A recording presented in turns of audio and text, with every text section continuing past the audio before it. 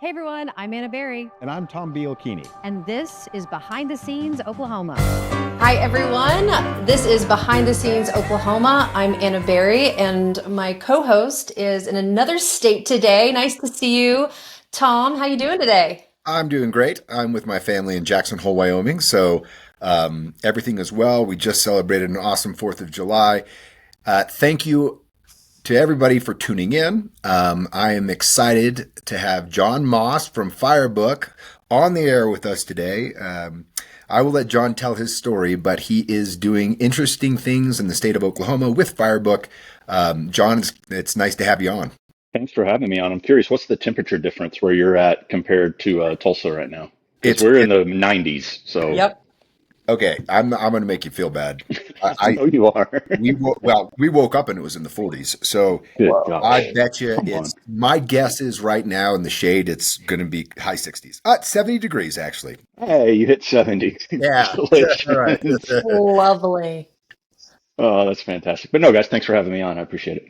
Yeah. Yeah, well, you have a long history in media, John. I know that we knew each other on one station back in the day. And then this came about. So it's Firebook Entertainment, an international film distribution company based in Tulsa, but you operate on a global scale. And from what you were telling me, it's the only international film distribution company in Oklahoma.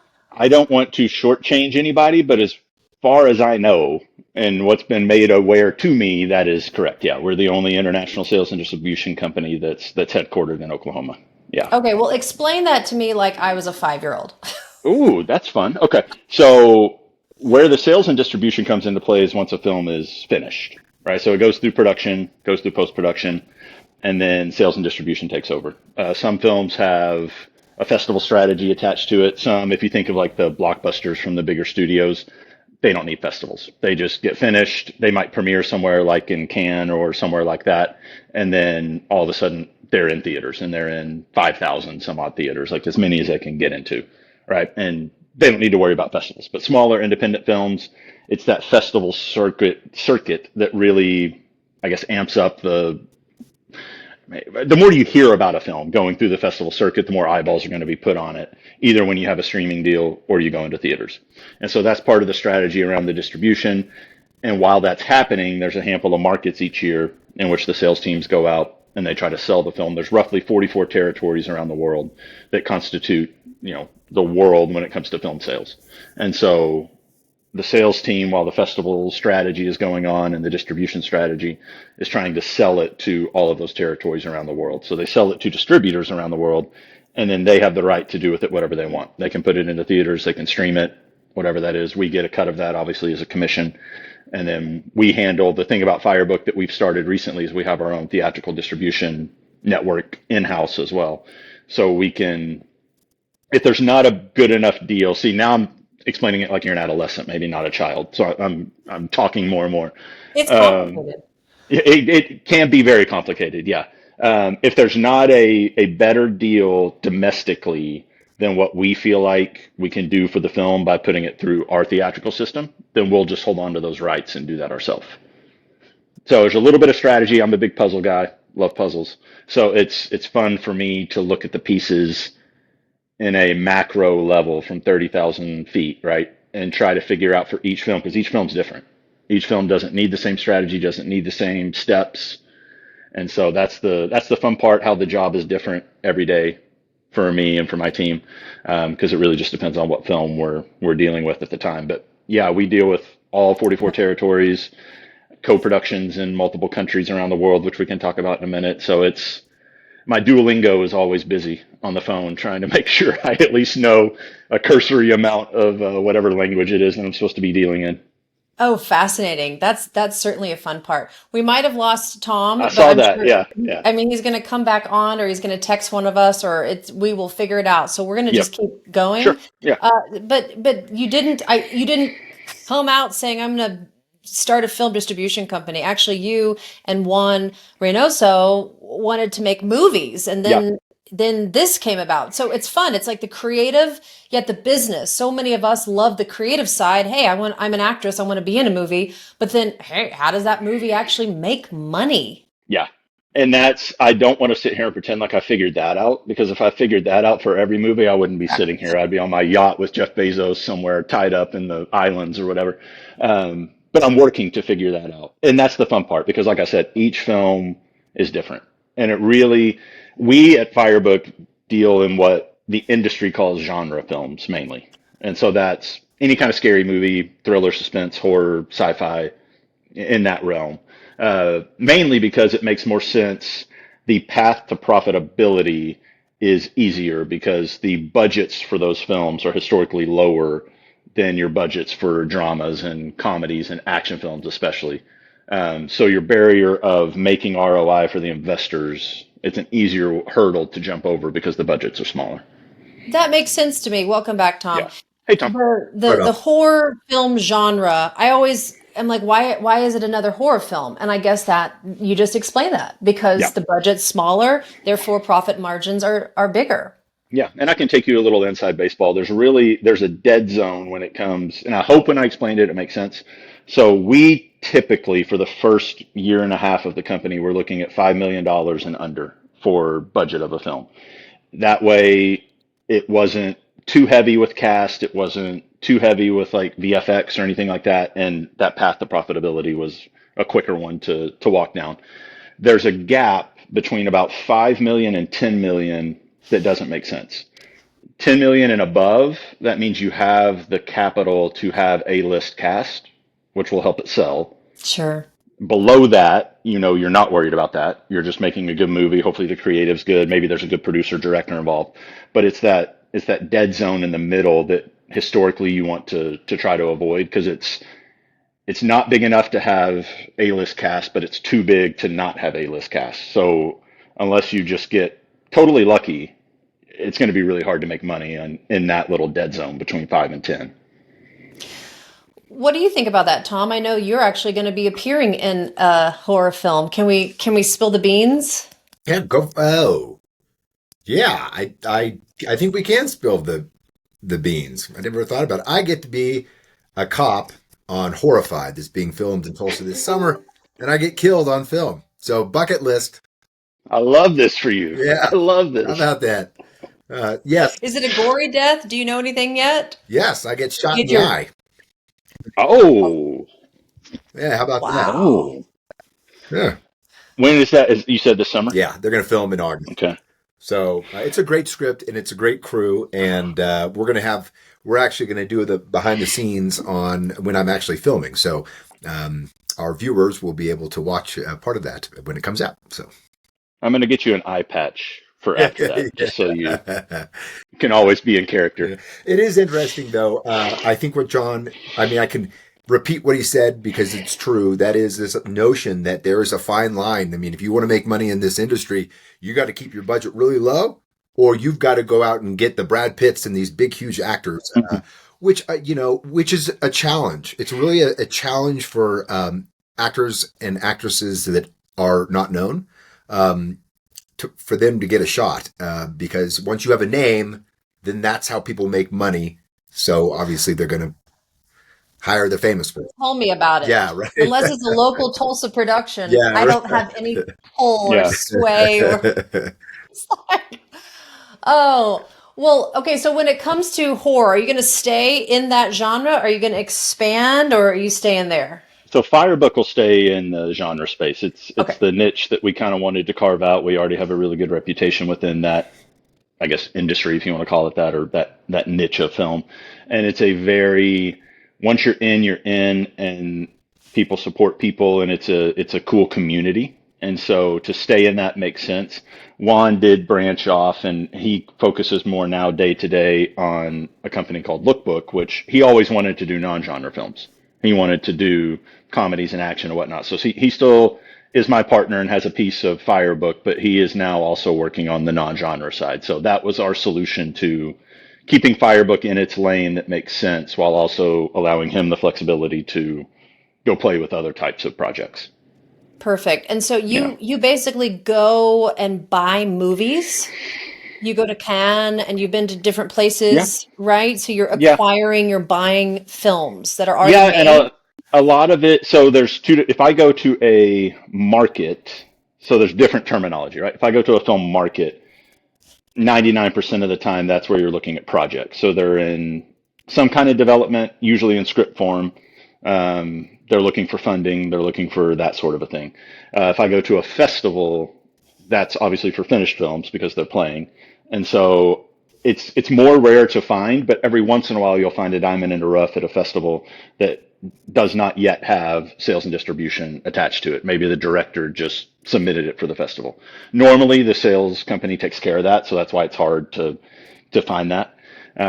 I try to negotiate as best I can so that I don't have to buy a lot of films.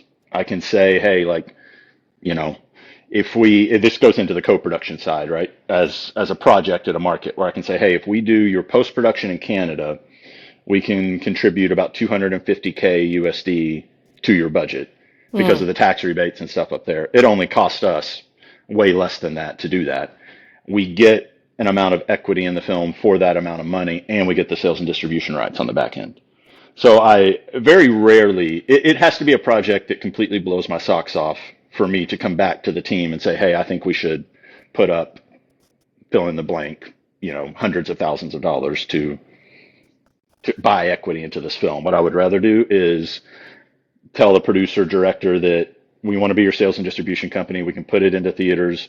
We'll cut you a higher cut of the gross of the box. But also, if you need money, we can maybe pre-sale a couple of territories around the world, get the money from that territory, give it to you, and then you can use that in lieu of going and getting an equity advance or something like that. Okay, and here's a question for both of you because I know, Sure. I mean, you're in banking and you're in the film business. People need money, right? So film financing. I mean, what do you Mm. say? We'll start with you, Tom, when someone comes and says, "Hey, Tom, I want you to invest in my movie." What do you do? What's that process for you? Well, if they're asking me to invest, that would be different than financing. So I have invested in a movie where I have an equity position in a film. But I've also looked at the financing and actually participated in the financing piece. So how that works is, like say, let's take Oklahoma. They have an Oklahoma tax incentive. I will finance or put that money up in advance. So let's say it's $100,000. I'll put that up in advance. That way, the people doing the movie can actually use those funds to get the movie done. And as soon as the movie's done filming, not post-production, but at least when the filming is done, then the state of Oklahoma will write a check for $100,000, and then they pay me back plus interest. So I've been a part of that. And in Vast Bank in Tulsa, it's headquartered. For people that don't know, Vast Bank is headquartered in Tulsa, Oklahoma. Been there for 40 years. My family's a part of that. We are looking to do film financing. So we are actually going through those little scenarios and trying to build a program at Vast Bank to help the film industry in the state of Oklahoma. Okay, Yep. so film financing versus film investing. Yes.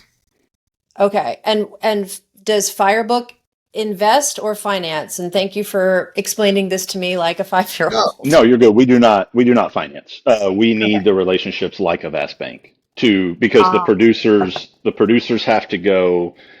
If it's a rebate from a country or province or wherever, right? Or state, or it's a pre-sale or a MG or something from a different territory, the producer still has to go figure out a bank that will loan against that.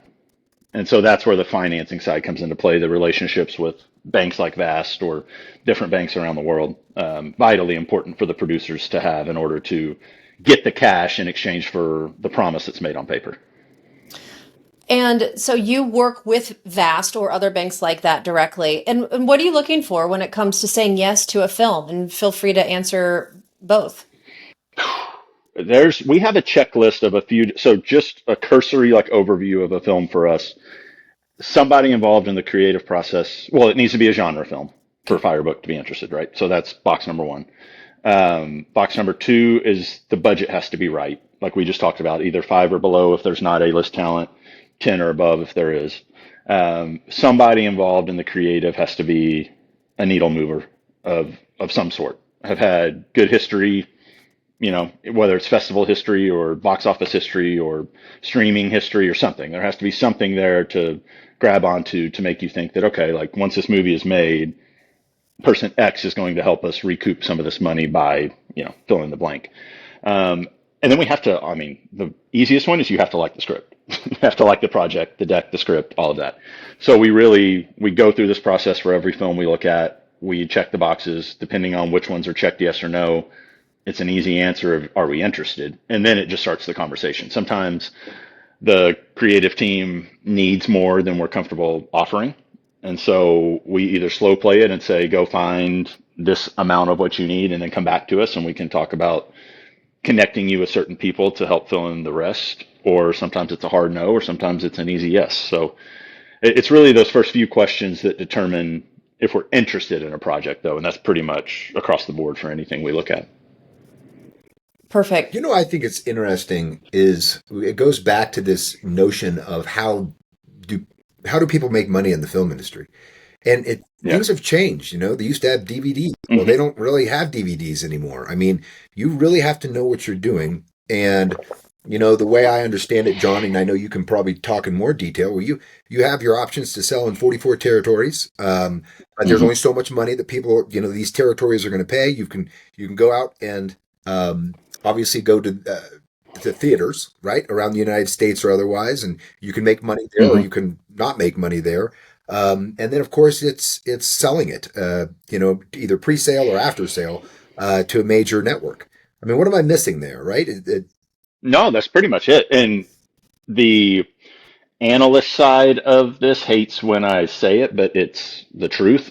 A lot of it is so much luck. And it's not luck that the film is good. The price or the cap that some of these territories have around the world for buying film could be solely dependent on something that is completely out of your control, whether it's world politics, whether it's war, whether it's something else going on. So like the timing has to be right. You have to have, if you do theatrical, so let's take a Nora, for example, just one Best Picture from Neon. Loved him to death. Great guy. There was this prevailing sentiment, oh yay, an independent film finally won Best Picture. This is great for independent cinema. $8 million film. Sure. And that's one of those rare instances where it was in that dead zone, didn't really have A-list talent, but it still won Best Picture. And so people look at that and they're like, well, why was this film the one that did that? What they didn't tell you was that Tim and Neon spent $24 million on the press and advertising. So it's an $8 million film. Yes. There you go. 100% accurate. They spent $32 million to make the film and to win Best Picture. Probably going to recoup that in the long run for Neon because now they have access to the level of film that they didn't before. Wow. They already did Long Legs, but now they have a Best Picture on their resume.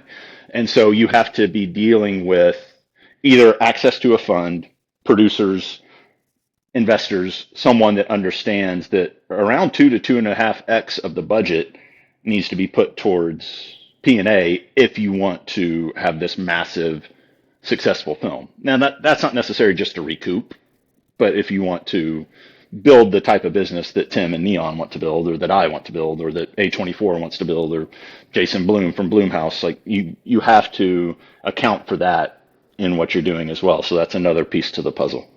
That's fascinating, and that opens up a whole different layering of this business. Just a side note, it was a great movie.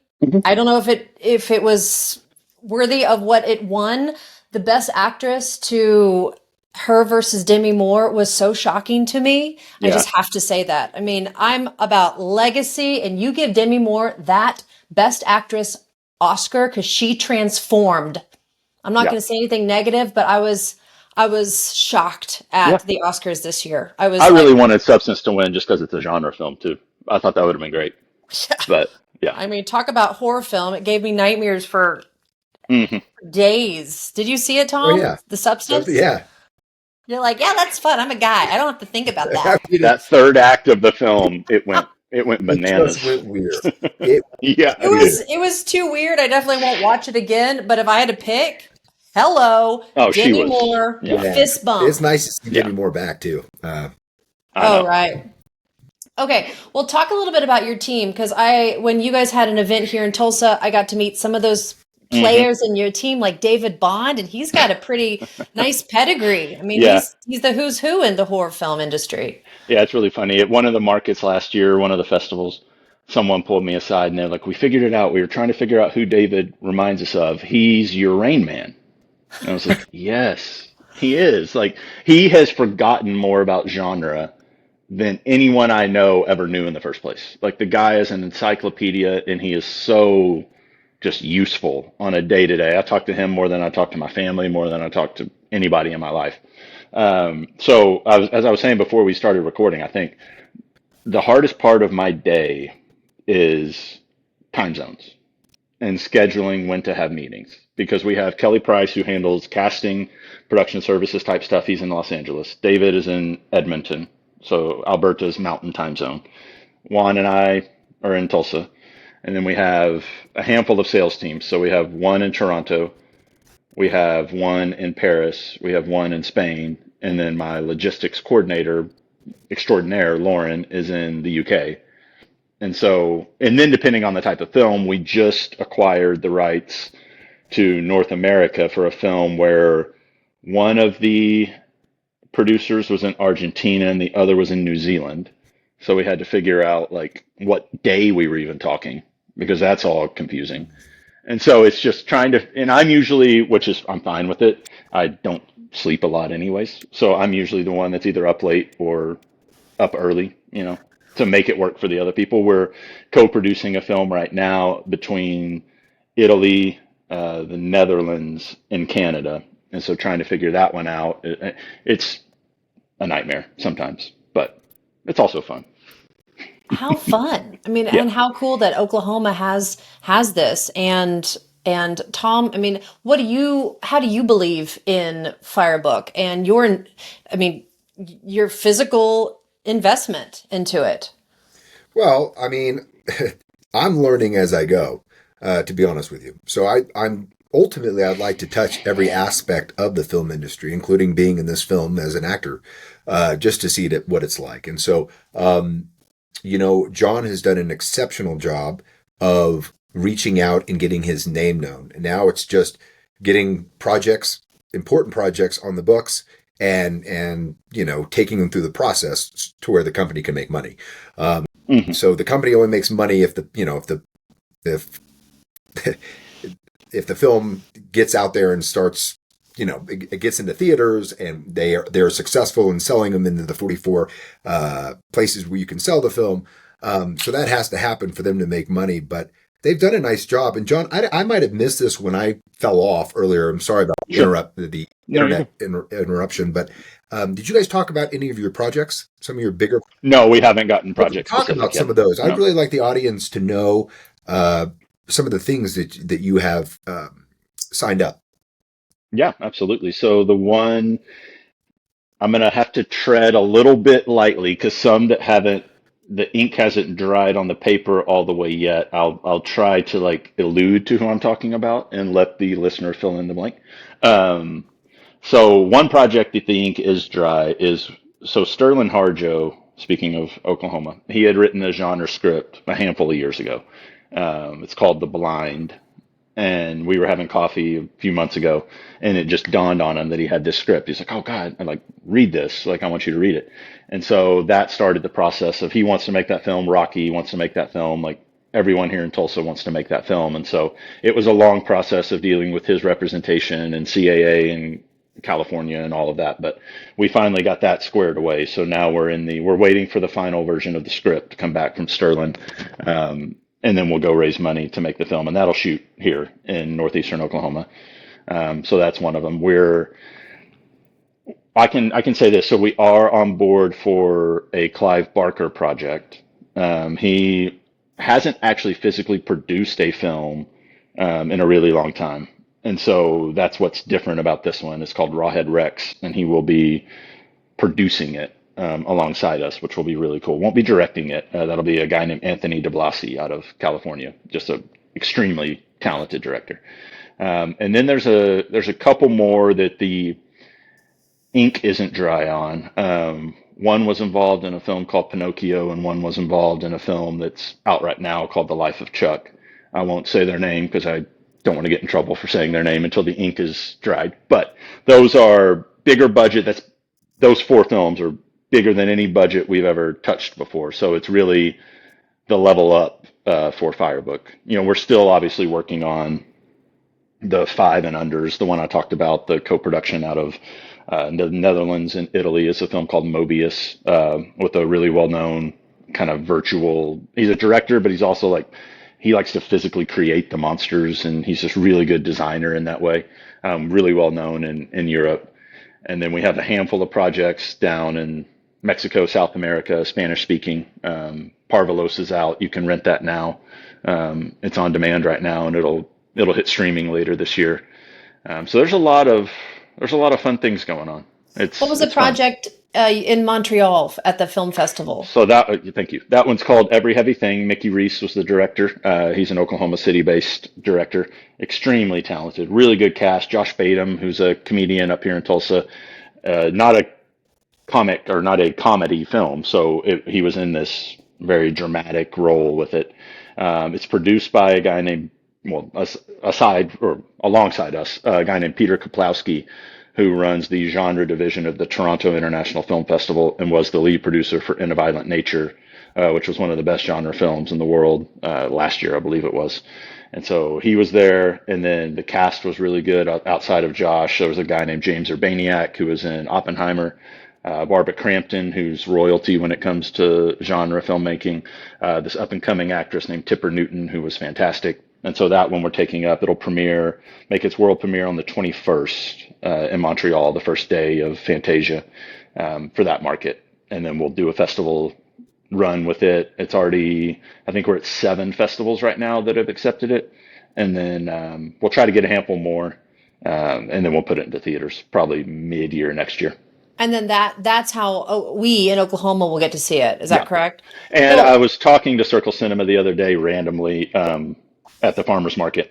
One of their owners was there, and they want to figure out some way to put it on at Circle, maybe even before it's like out. So some yeah, sort of special screening or something. So I'll keep you guys in the loop on that. we'll do. And Tom, I'm speaking for both of us. I mean, we want to come to Toronto or these places and show how Oklahoma's on the big screen. Yes. I mean, how exciting that you have that this group of Oklahomans in whatever way on this big screen. So how can we help tell this message? Whether obviously we're not going to go to the film festival right now, but when it comes back to Tulsa and we can see it at Circle Cinema and support the independent movie house and this movie. So yeah, please. Yeah, absolutely. And I'll do my best to get you. I mean, I know Mickey would come on with you guys and talk, and he's made a handful of really kind of art house popular films in the past. I know Josh would. I'll get with James or Barbara and see if because the more pub that you get around the film, like the grassroots side of it, right? Totally. It can't hurt, right? It can only help.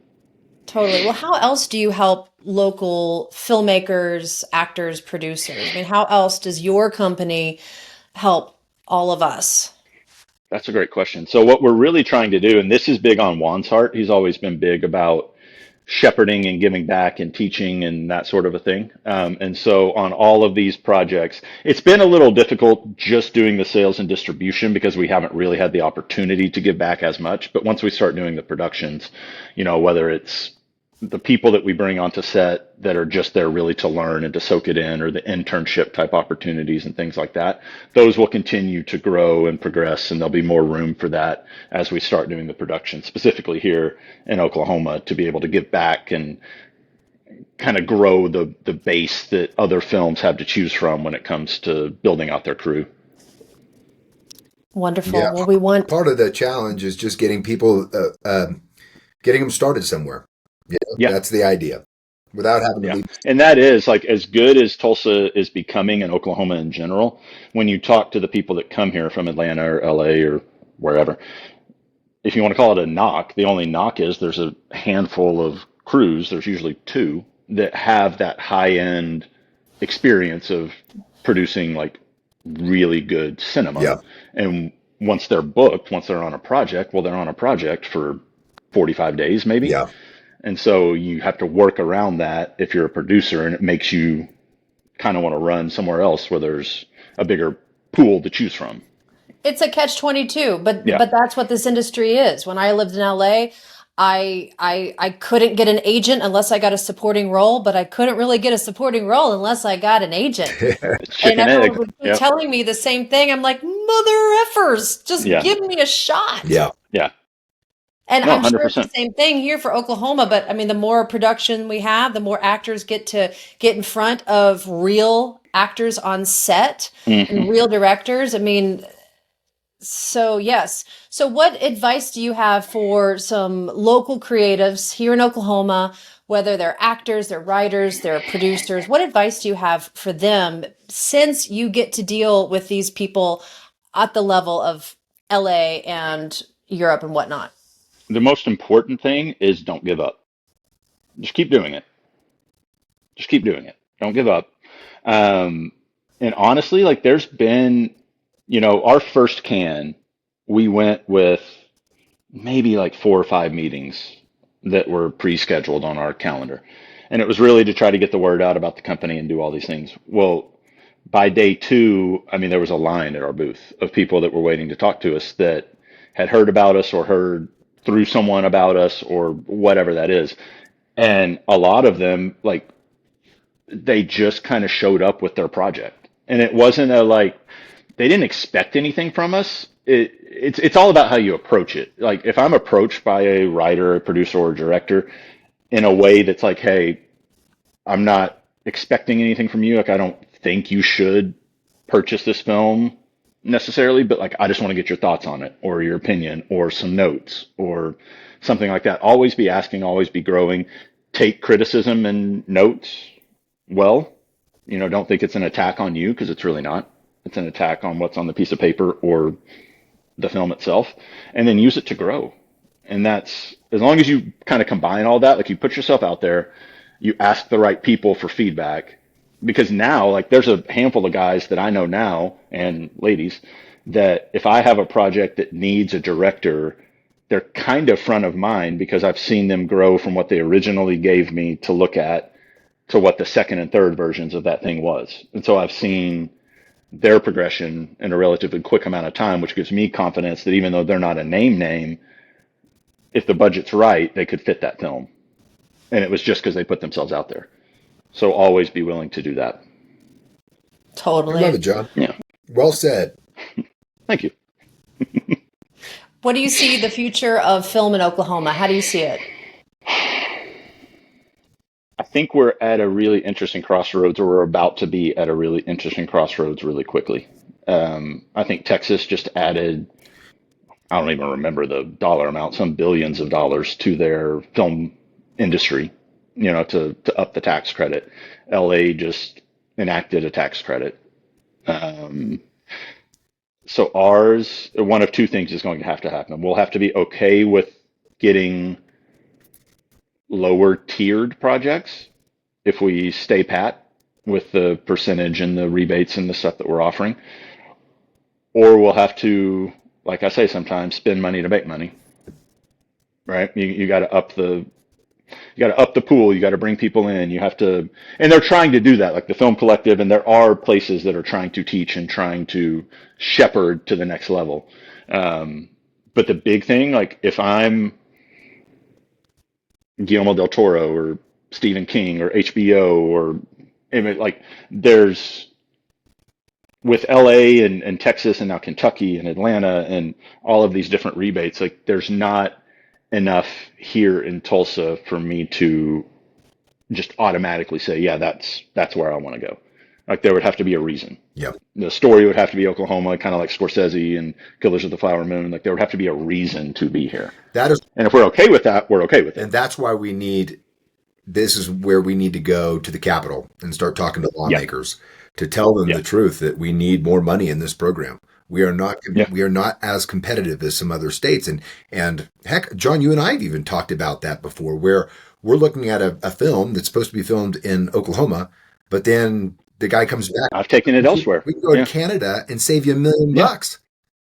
I mean, it's hard to say no, but it's simple math. So, I mean, honestly, like, so that I'll give you a quick math breakdown and then we can either end or talk about anything else you want to talk about, because I know I can get into the weeds with this stuff.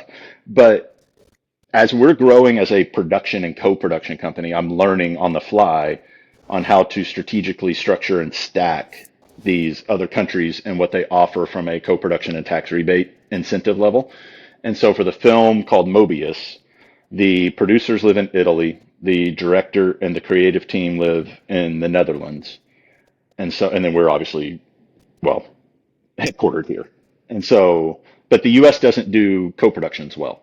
Like we don't, it's not a thing that we do, which is something I hope they change really quick. Another thing that needs to change.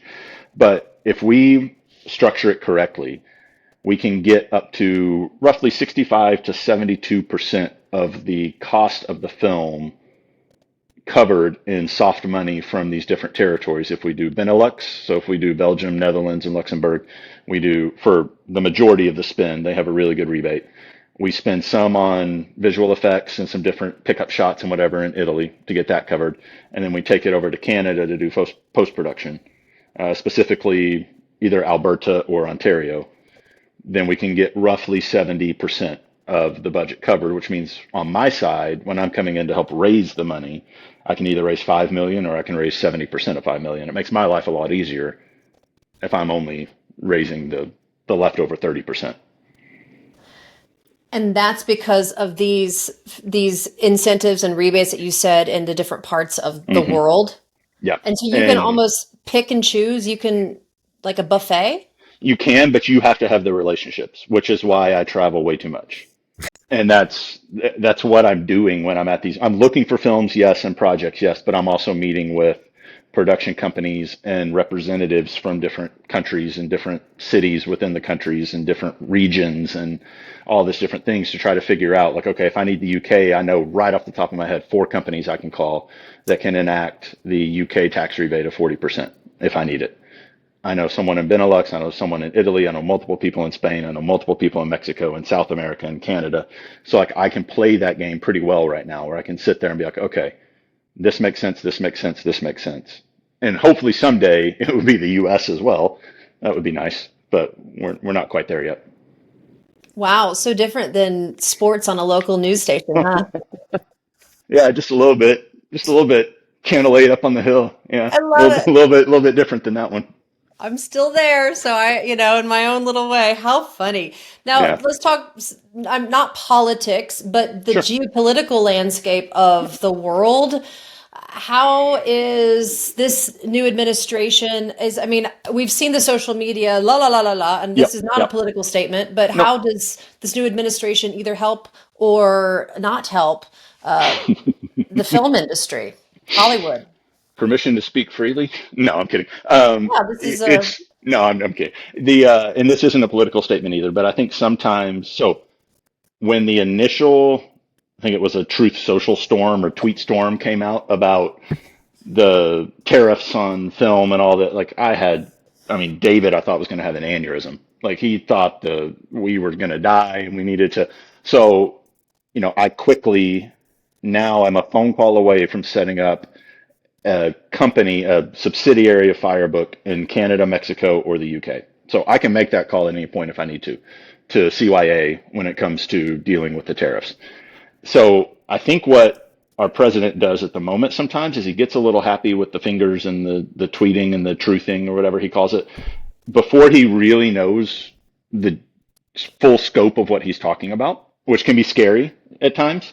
And so and I forget what he called it, but the 3 actors that he was using as his like Hollywood consultants or whatever it was, I read the 5-page report that John Voight submitted, and that was way less serious or like damning to the industry sounding than what Trump wanted to put out right away, with his thumbs and forefingers. And so what Voight wants to happen makes sense that like if you're in a state, well, he wants the US to have a tax rebate.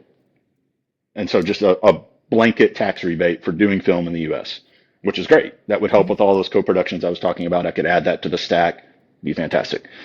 But the states would still have the right to stack on top of the US tax rebate. If you're a production that's in one of the states that is stacking on top of the national rebate and you still choose to go do your project in another country, you will get tariffed, but only tariffed on the amount of rebate that the other country gives your project, not on the entire budget, not on anything weird like that, which is kind of how we made it sound right off the bat. So it wasn't, and I think that's still seems a little short-sighted, but it's a little bit more of a meet in the middle than we're just going to tear a few 100% on the film and just leave it at that, and no one knows what you're talking about. And this was more of a threat. It wasn't enacted. No, there's nothing. It would be really hard to enact, like, because as we know, Hollywood is more left-leaning than right-leaning for the most part, and so he would face a lot of pushback. But to his credit, if you look at what it started to do, now LA is rolling out a tax credit. Now Texas is spending billions of dollars on their tax credit and their infrastructure for film. So just the threat alone sometimes can push people to act that have been really lazy, if you want to call that, or just kind of sitting back on their laurels and not acting. Well, that was I love these discussions. I mean, there you go. It did something positive, and hopefully LA will up the ante a little bit so we can keep it in America, Absolutely. in North America at least. Yeah. Yeah, and I'm totally fine with that. I just, it was scary for a minute because, like I said, a lot of our films, like of the 20 some odd films we have on our slate, there's really only less than a handful that are U.S. productions right now. And so, yeah, it was scary. It was a scary couple days where I was like, okay, how am I going to navigate these waters? And so that's where the, calling people to help me set up with the government in Mexico and Canada and in the UK, certain ways to shelter ourselves from that. I was ready to pull that trigger. I didn't have to, thankfully, or haven't had to yet. But John, as we conclude, thank you for your time today, by the way. Of really course. Thanks for having me. Yeah. Let's stay in touch. Obviously, I will, as you know, but on your projects and what you're doing. For sure. Especially if you do have a film that is that you're a part of that's going to be in Oklahoma, we'd love to know about it. Do you have any concluding thoughts before we end our little podcast? I don't know if you've. I like what you guys are doing, though. I think pulling back the curtain a little bit and having these kind of conversations in a space in which hopefully people can listen to it and, if not learn from it, like understand it more. And because it's a fascinating business to learn. Like, from what you see, just from a cursory look as a consumer of film, to understanding a little bit of like under the hood of how the film gets from point A to point Z, it's fascinating. And so you guys having the type of people on that can have those conversations and pull back the curtain for your listeners and viewers, I think is really cool. So keep doing what you're doing. Oh, well, thank you. And we want to keep supporting you. So anytime you have some great projects, let us know and we'll do our best to interview them and hopefully be there in person one day. I love it. Sounds like a deal. All right. Well, Tom, you get back to the mountains. I will. I'll do my best. John, good to see you. And John, Hey, you get too. back to the international calls. And we Yes, appreciate ma'am. everyone for watching Behind the Scenes Oklahoma.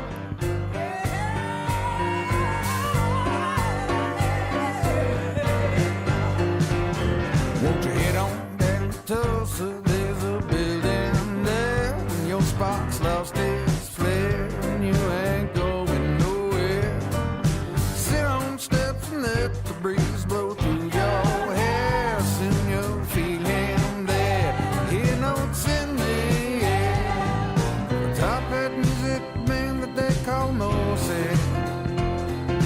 Made a place your spirit can shine.